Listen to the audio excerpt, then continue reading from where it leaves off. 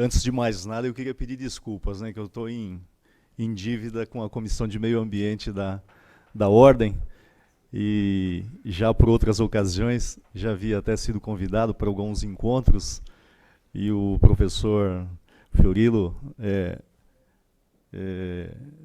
sempre procurando aí um agendamento, e a gente acabou não conseguindo. Então eu queria publicamente já registrar aqui as nossas escusas. Mas é sempre uma honra, nós já tivemos a oportunidade de participar de outros eventos aqui, e de trazer uma mensagem rápida, singela e breve que seja, por parte da Polícia Militar Ambiental. Seria muita ousadia falar alguma coisa ou tentar falar alguma coisa sobre os crimes ambientais propriamente, sobre as condutas, os tipos penais, e que, de certa forma, direcionam a nossa atividade de polícia preventiva, a nossa atividade de polícia repressiva por algumas ocasiões. E fico contente em ver que o tema que foi destinado a mim foi exatamente falar um pouquinho sobre a polícia, né? E com muita alegria, eu pude assistir aqui algumas palestras da professora Grace, por exemplo, né, falando sobre a questão dos animais, e digo à senhora que tudo aquilo, eu corroboro com tudo aquilo que a senhora disse. Ontem, inclusive, nós tivemos o lançamento de um livro de um dos capitães que trabalham conosco. Tive a oportunidade de orientá-lo nesse trabalho, inclusive numa dissertação de mestrado, e que acabou terminando numa publicação, e que fala exatamente sobre o link que existe entre maus tratos praticados contra animais e violência contra pessoas, né? Esse livro, essa pesquisa se debruçou em cima dos registros da Polícia Militar do Estado de São Paulo, e que leva a essa conclusão, reafirma essa teoria, chamada teoria do link, e a gente chegou à conclusão, ele, né, obviamente, enquanto investigador, ele chegou à conclusão de que realmente isso é verdade. Grande parte dos nossos registros, né, de crimes praticados contra pessoas, de pessoas que se envolvem, também se envolveram em crimes praticados contra animais, especialmente maus tratos praticados contra animais. Então, tudo aquilo que a senhora disse, doutora, vai ao encontro daquilo que a gente pensa, sem dúvida nenhuma, nas conversas que nós temos tido com a doutora Vânia Tuglo, especialmente, e ela também já nos tem trazido notícias de que as denúncias têm aumentado em muito, e os nossos registros também mostram isso, pelo 190, pelo Copom, a quantidade é grande e tende a aumentar. A nossa expectativa e o desafio que a gente tem é como é que a gente faz frente a tudo isso, como é que a gente dá cabo de tudo isso, né?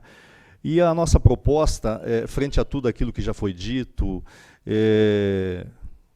sou uma das poucas pessoas que tira o óculos para enxergar, mas doutor Fernando aqui, tive o prazer de revê-lo, né? Tivemos juntos lá na Baixada Santista, a doutora Lucília falando sobre ordenamento urbano também, e agora finalmente a doutora Cristiane. Talvez não tenha eloquência da doutora Cristiane, mas vou tentar trazer aqui uma mensagem muito rápida.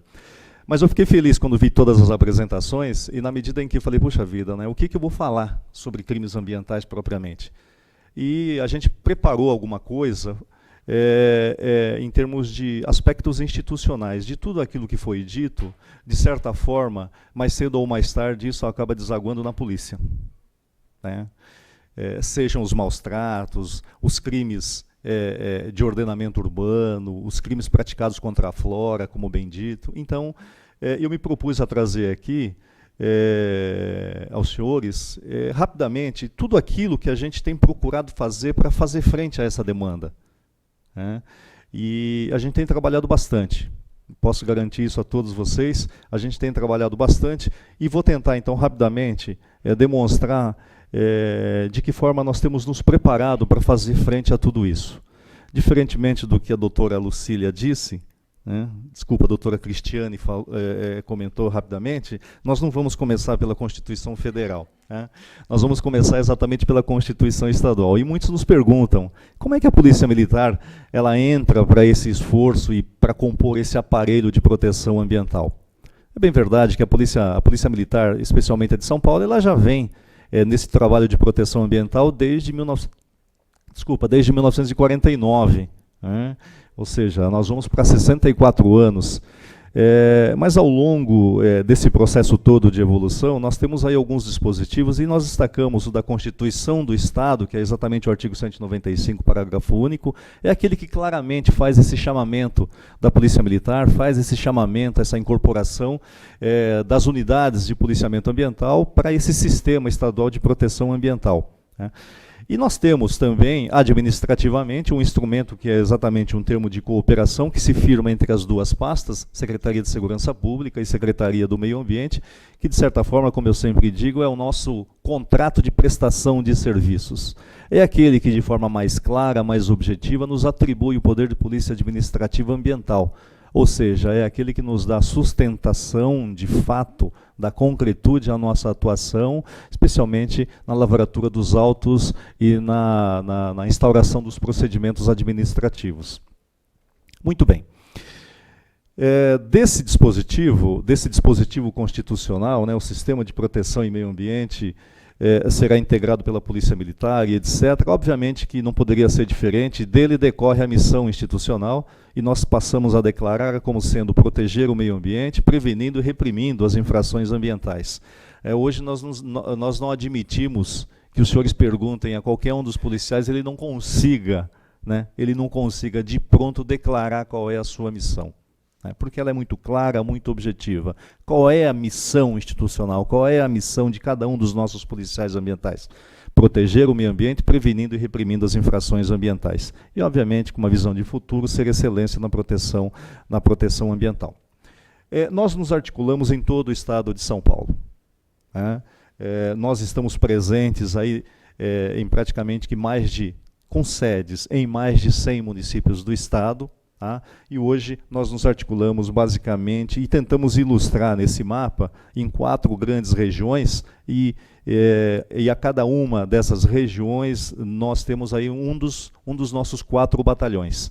Então, em amarelo nós temos o 1º Batalhão, que tem sede aqui em São Paulo. Lá acima, em verde, nós temos o 4º Batalhão, com sede em São José do Rio Preto. Em azul, mais abaixo, nós temos o 2º, com sede em Birigui. E, finalmente, aqui, ao longo do litoral, Vale do Ribeira e também Vale do Paraíba, nós temos ali o 3º Batalhão, que tem sede no Guarujá. Em linhas bem gerais, essa é a nossa articulação territorial. Quais são os nossos objetivos? Manter sob controle os indicadores das infrações ambientais. Toda a estratégia, especialmente a operacional, ela se volta para isso, mas é fundamental também que proporcionemos maior sensação de segurança ambiental às pessoas. Significa dizer o quê? Que nem sempre as áreas com maior incidência de infrações ambientais, elas deixem de ser objeto da nossa atuação. O exemplo que eu sempre dou é a dos balões. Por mais que trabalhemos, por mais que combatemos, todo mundo aqui sabe que soltar balões é crime está previsto na lei de crimes ambientais. Mas por mais que trabalhemos, por mais que seja eficiente o nosso trabalho de prevenção, de controle, de repressão, toda vez que alguém solta um balão, potencializa-se a sensação de insegurança ambiental. Então, são essas as duas nossas macro preocupações. Nós temos que manter os nossos indicadores sob controle, mas é fundamental também que nós proporcionemos maior sensação de segurança ambiental para as pessoas.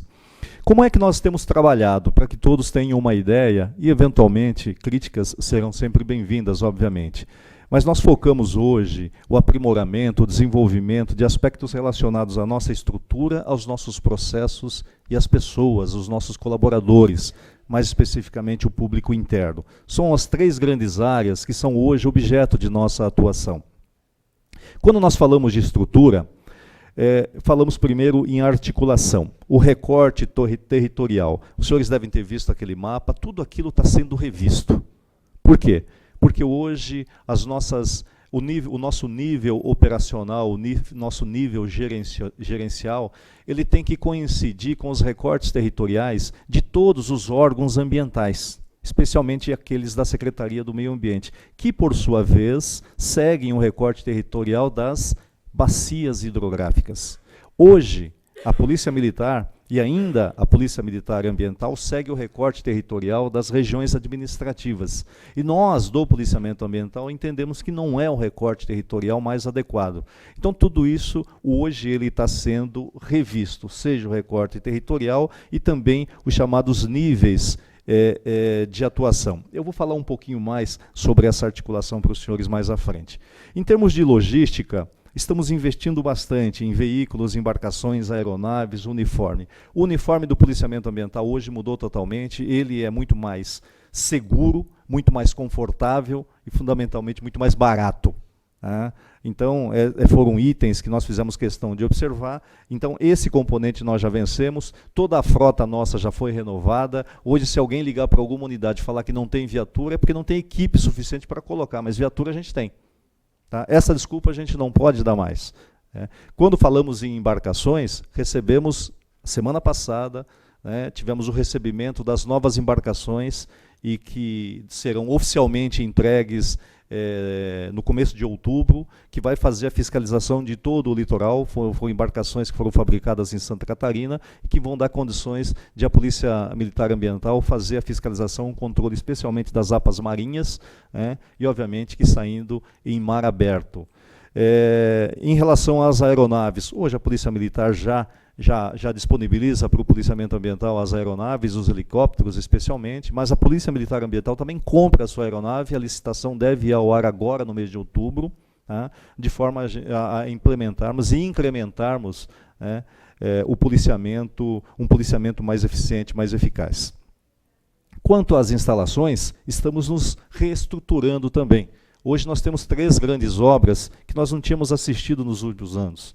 Estamos construindo 2 novos batalhões, um aqui em São Paulo, o outro na Baixada, lá no Guarujá, e são complexos de fiscalização, onde nós, a exemplo do Guarujá, não é apenas um batalhão, ele é um complexo de controle ambiental, de fiscalização ambiental. Nós estamos levando para lá toda a estrutura da Secretaria do Meio Ambiente, de forma a racionalizarmos a utilização daquele espaço, de racionalizarmos o emprego de recursos humanos, seja na atividade administrativa, seja na atividade de segurança e assim por diante.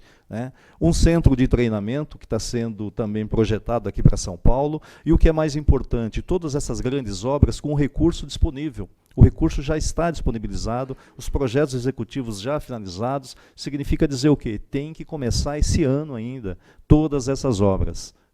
E o que mais nos deixa contente é que todas essas obras, os 2 batalhões, seja aqui de São Paulo, seja do litoral, seja o centro de treinamento, todos eles com certificação ambiental. Tá? Isso nos deixa muito felizes, muito contentes. Para que os senhores tenham uma ideia, esse centro de treinamento, que é dentro de uma unidade de conservação, aqui na Zona Sul, no Parque Estadual Fontes do Ipiranga, tá?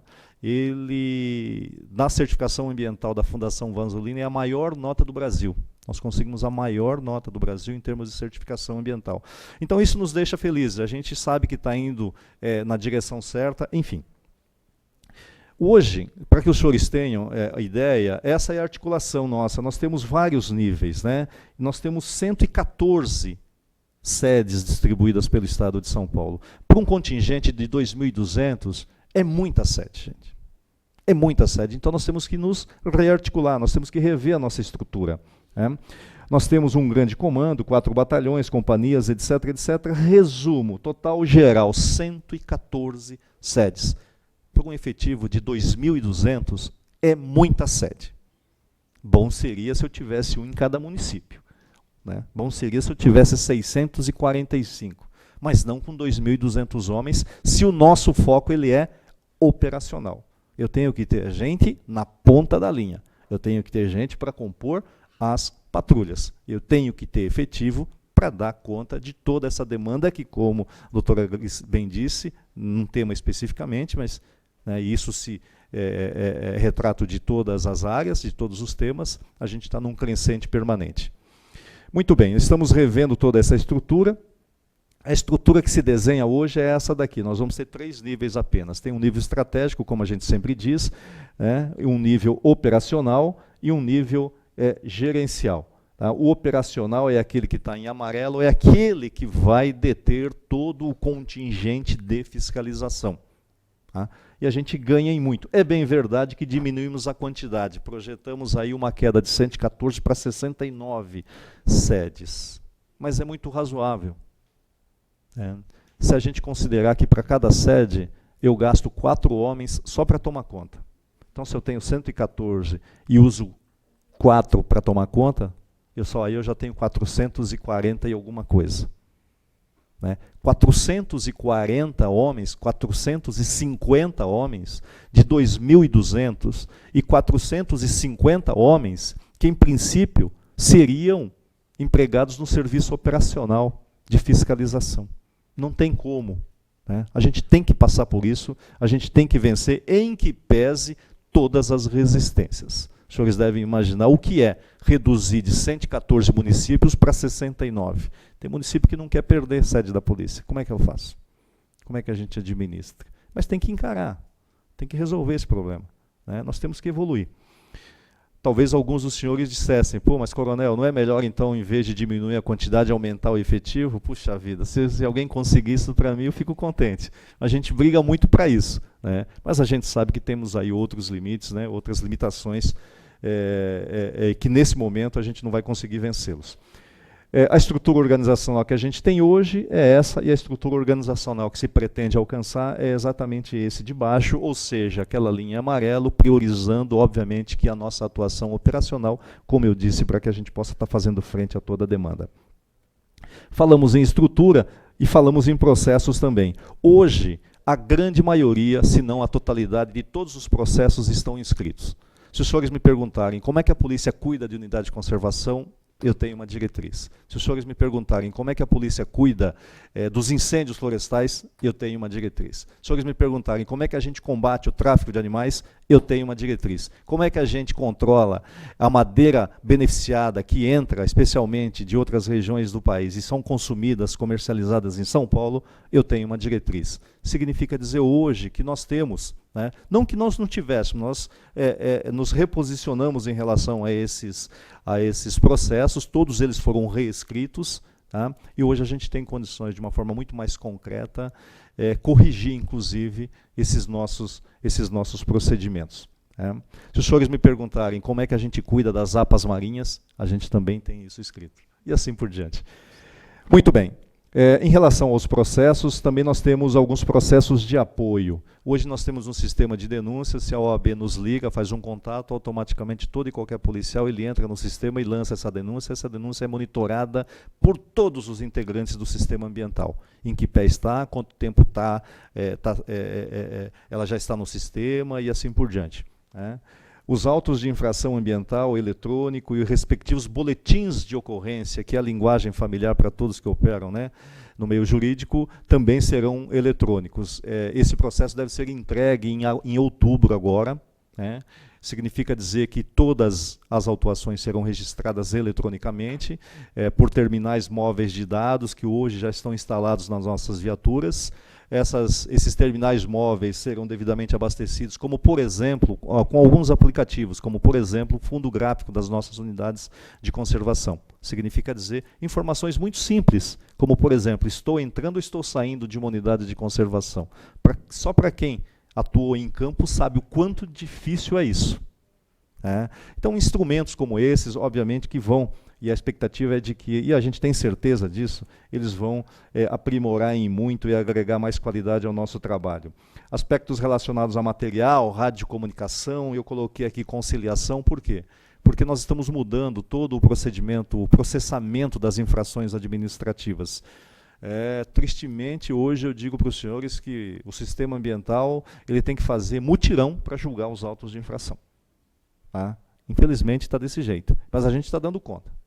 A gente está dando conta, já fizemos 2 grandes encontros, e hoje, os senhores sabem quantos processos em segunda instância nós tínhamos, professor? Nós tínhamos 6.000. 6.000 processos em segunda instância para serem julgados. É inadmissível isso. É inadmissível isso. Processos, autos de infração de anos. De anos e anos. Então isso está sendo, nós estamos conseguindo praticamente que zerar isso.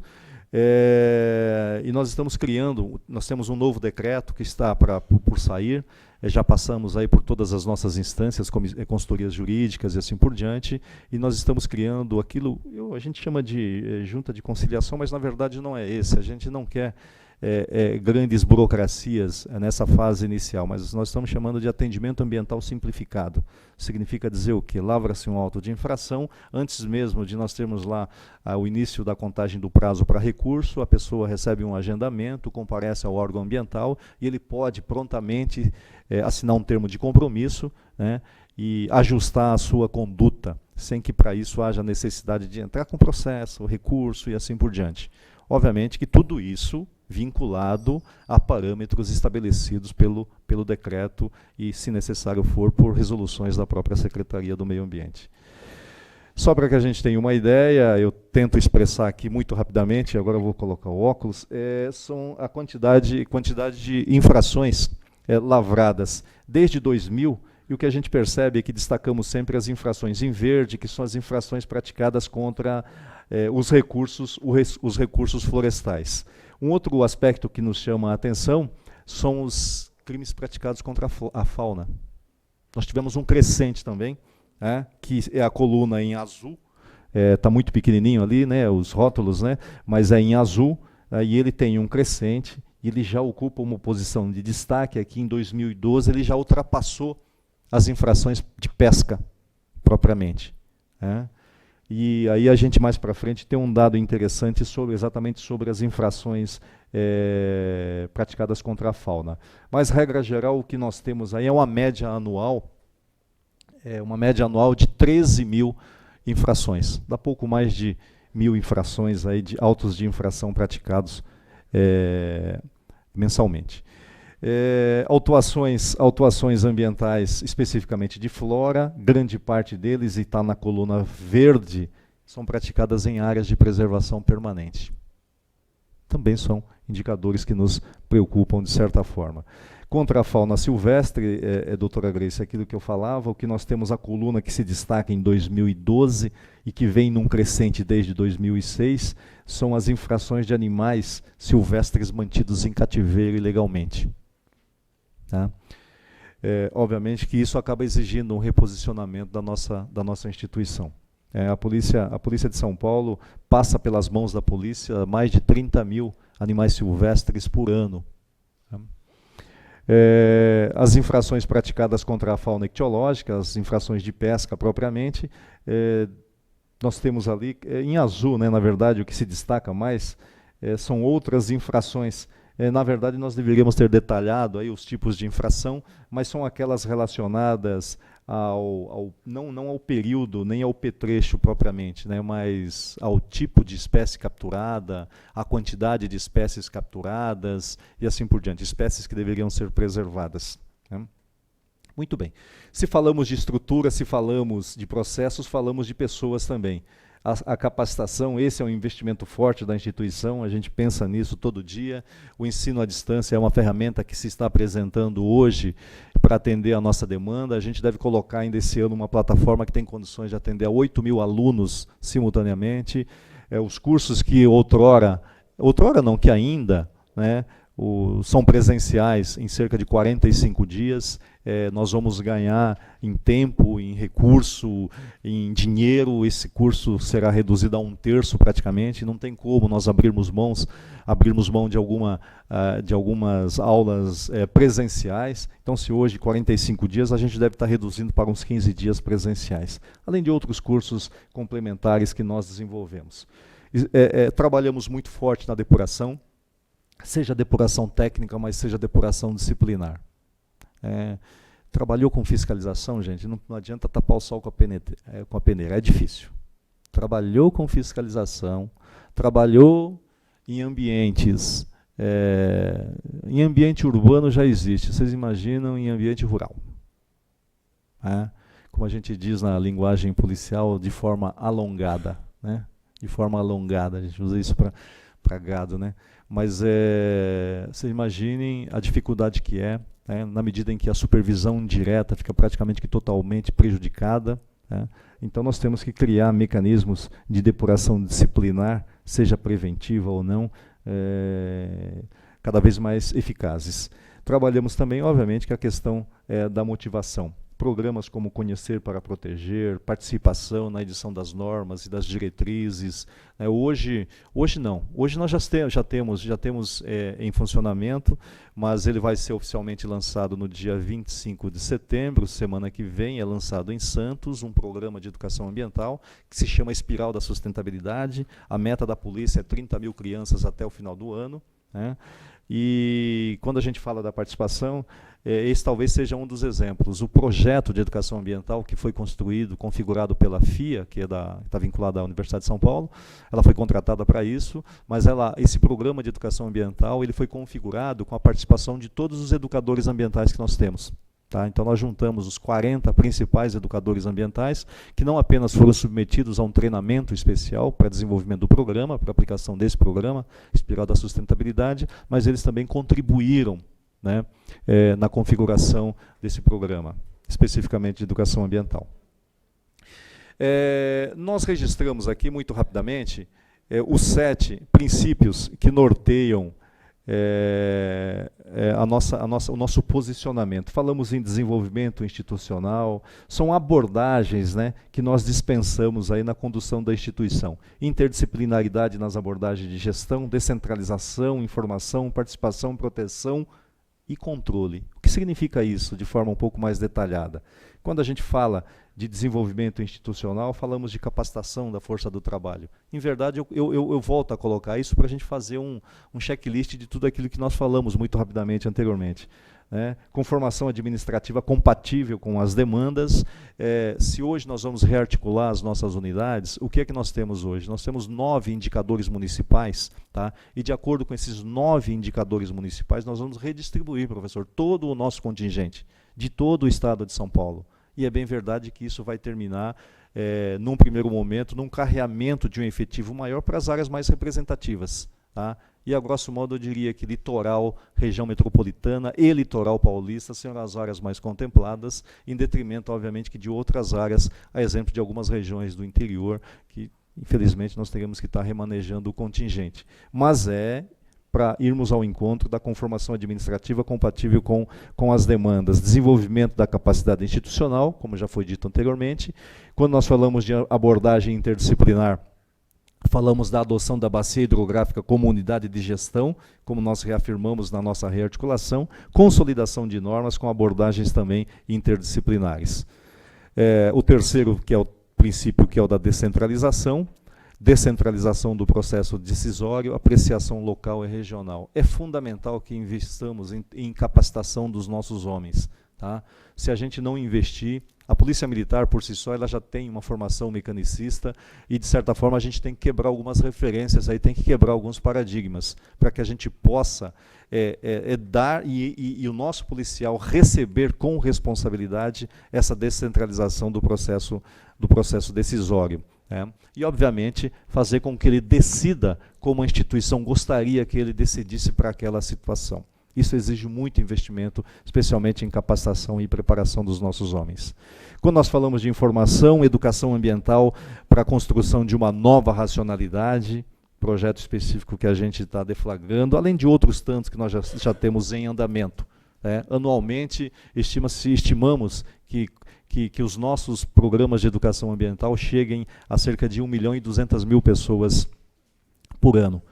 Coleta e análise de indicadores socioambientais e divulgação de informações e dados de interesse socioambiental. A expectativa é de que, num segundo momento, quando nós tivermos a consolidação de todos os nossos processos, de todas as nossas diretrizes, obviamente que um dos objetivos é fazer com que todos os indicadores, todos os dados estatísticos gerados, eles sejam levados oficialmente pela instituição a público.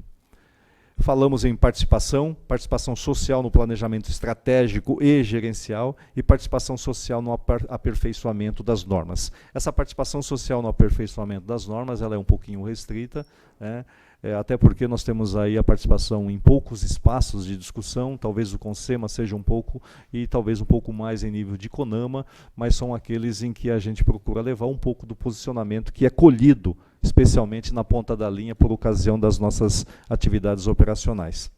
Quando nós falamos de proteção proteção de áreas ambientalmente representativas, áreas ameaçadas, priorização da prevenção e reabilitação e recuperação de áreas degradadas. Aqui nós temos uma inovação. Tá? Temos uma inovação na medida em que se hoje, até hoje nós não tínhamos, né, eu estou trazendo essa notícia para os senhores,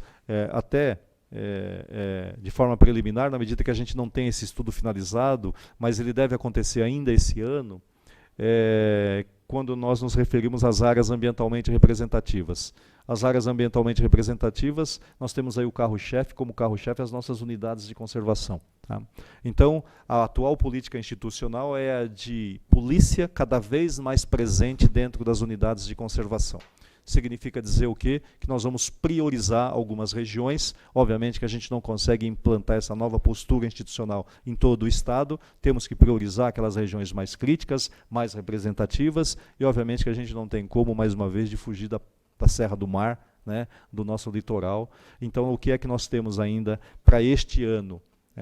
A Polícia Militar Ambiental efetivamente dentro dos parques. Fisicamente dentro dos parques, com instalações dentro dos parques. Tá? Nós estimamos que, num primeiro momento, a gente consiga remeter para dentro dessas unidades de conservação cerca de 120, 130 homens, com dedicação exclusiva para as unidades, para a proteção das nossas unidades de conservação. É suficiente? Obviamente que não. É pouco ainda, né? Mas eu acho que é um trabalho que a gente começa agora e que a expectativa é de que a gente possa ter isso evoluindo cada vez mais. E, finalmente, quando nós falamos de controle, promoção da observância das normas, medição do grau de observância das normas, detecção da violação das normas, priorização das medidas coercitivas. Priorização das medidas coercitivas significa dizer de tudo aquilo que nós temos, de toda a demanda que, num primeiro momento, exige uma medida de repressão. Obviamente que nós temos que estar priorizando aquelas de maior interesse e de potencial de dano. Aplicação eficaz das normas e avaliação da eficácia das normas. São alguns itens que nós procuramos obedecer quando nós elegemos como um dos princípios que norteiam a nossa atuação o controle. Tá? Então, em verdade, esses 7 princípios e práticas institucionais que nós relembramos aqui rapidamente, que já é obviamente que é de conhecimento de todos, apenas para mostrar, né, o que é que norteia a condução da nossa instituição. Né? A expectativa é que a gente consiga fazer dessa organização uma organização que consiga efetivamente dar cabo de toda a demanda e, como bem dito aqui por todos os palestrantes, com certeza, há um crescente, há um nível de conscientização cada vez maior. Né? E eu diria, professora Grace, que o aumento das denúncias não é em função do aumento de ocorrências. Né? As pessoas estão se conscientizando, exatamente. Né? E é fundamental que os organismos de controle tenham condições de dar essa resposta. Tá? É fundamental, senão perde credibilidade. E como a gente sempre diz, meio ambiente é caso de polícia, sim. Tá? A gente sabe disso e reafirmamos isso diariamente. E aquilo que eu particularmente digo, antes de gostar da polícia, o cidadão precisa confiar na polícia. Tá? Não adianta a gente desenvolver trabalhos e trabalhos buscando conquista do amor da população. Não, a população não precisa gostar da gente. A população precisa confiar na polícia. Tá? E, obviamente, que para confiar, para conquistar essa confiança, é preciso entregar um produto de qualidade. Esse é o grande desafio. Tá? Hoje estamos abrindo mão experimentalmente e a gente sai com as nossas viaturas. Estou fazendo aqui uma análise bem crítica mesmo, até porque eu posso. Né? Eu sempre digo para o meu pessoal, eu posso ser ácido nas minhas críticas, porque eu tenho mais de 20 anos. Se tem muita coisa errada aqui, eu também tenho culpa um pouco. Tá? Então, aquilo que eu sempre digo, a gente precisa entregar um produto de qualidade. Estamos abrindo e, como eu disse, nós estampamos na nossa viatura um telefone chamado 190. Não é verdade? Quem já viu as viaturas da Polícia Ambiental, está lá o 190. E liga para o 190 para ver se tem algum atendente especializado na área ambiental. Não tem. Não tem. Estamos mudando isso também. Precisamos mudar isso. Tá? E, obviamente, que se soma a tantas outras medidas e tantas outras providências, de forma que a gente possa entregar, como a gente procura colocar aqui, um produto de qualidade. Precisamos aprimorar no detalhe, como eu sempre digo. Essas macroestratégias são importantes? São. Mas fundamental é a entrega do produto. Só para finalizar, eu vou relatar um e-mail que eu recebi do secretário de Meio Ambiente. Ele mandou um e-mail para mim algum tempo atrás, eu conto essa história, ele também repete sempre. O e-mail dizia assim, o assunto, fui enquadrado e fiquei feliz. Pô, eu fiquei preocupado, né, quando o secretário me manda uma notícia dessa. Na verdade não é o Bruno, é o Rubens, que é o secretário adjunto. E ele tem lá com o pai dele uma propriedade do interior e estava ele andando por umas das estradas vicinais e que, quando ele menos esperou, foi enquadrado por uma patrulha da Polícia Ambiental. Eu não sei o que levou a patrulha a suspeitar dele, né? Mas o fato é que ele foi abordado e o procedimento operacional foi o padrão e etc. Enfim, todos os procedimentos, né? E o tratamento que foi dispensado, sem sequer saber que se ele era o secretário ou não. Ele se identificou, obviamente, que posteriormente, mas o tratamento foi o tratamento dispensado pela patrulha foi o tratamento que todo cidadão gostaria de receber, o que nem sempre acontece, né? Todo mundo aqui sabe disso, infelizmente. Mas, e aí ele me mandou esse e-mail. Eu falei, olha, coronel, eu fui enquadrado e fiquei feliz. Em função do trabalho... E é o trabalho de ponta de linha, é um detalhe. É um procedimento errado lá, o e-mail seria outro. Tá? O e-mail seria totalmente diferente, tá? E é aquilo que a gente sempre diz, né, para o nosso contingente de ponta da linha. Eles são os nossos facilitadores. Tudo o que eles fazem de bom facilita o trabalho de quem está na direção da instituição. Tá? Daí o tamanho, né, a magnitude da importância do trabalho que eles desenvolvem lá na ponta da linha. Bom, senhores, professor, é o que eu tinha muito rapidamente, não ousaria falar aqui sobre lei de crimes ambientais diante de todas as palestras que foram feitas aqui, mas trazer um pouco da nossa experiência, especialmente trazer um pouco daquilo que se está fazendo, né, para fazer frente a toda essa demanda e, obviamente, como a gente sempre reafirma, entregar um produto de melhor qualidade a cada dia que passa. Tá bom, senhores?